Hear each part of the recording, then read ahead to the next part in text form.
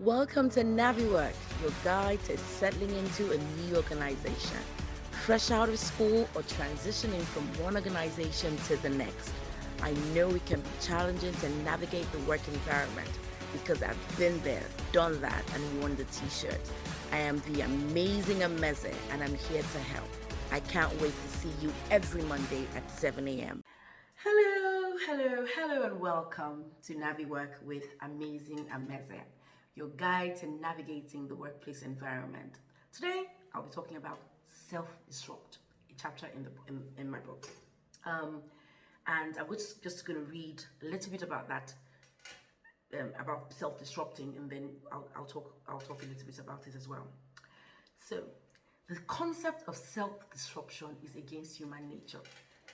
Why would the person voluntarily uproot everything they know, comfort, familiarity, security, for the mere hope of finding fulfillment in unknown territory?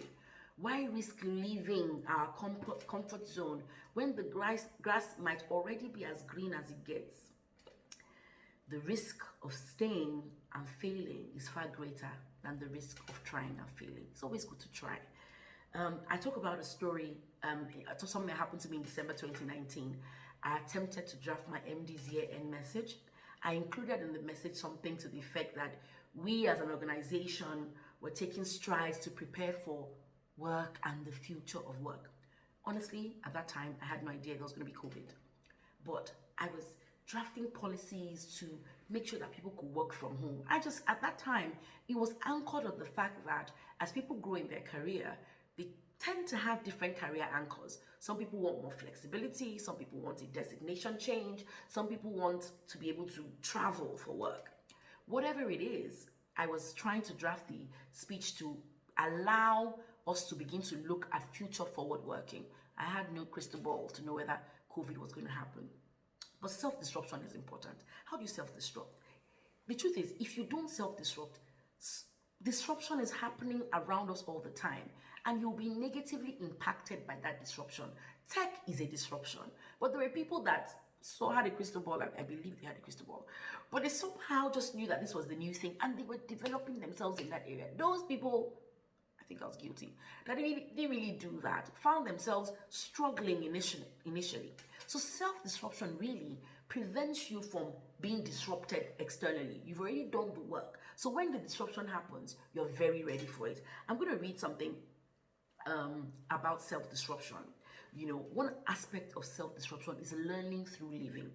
In order to self-disrupt, grow and transform, we need to bring our knowing to a higher level of understanding. When we do this, we become mindful of our own embodied and lived experiences, where we observe ourselves and take action through our current filter of thought, emotion, and action patterns.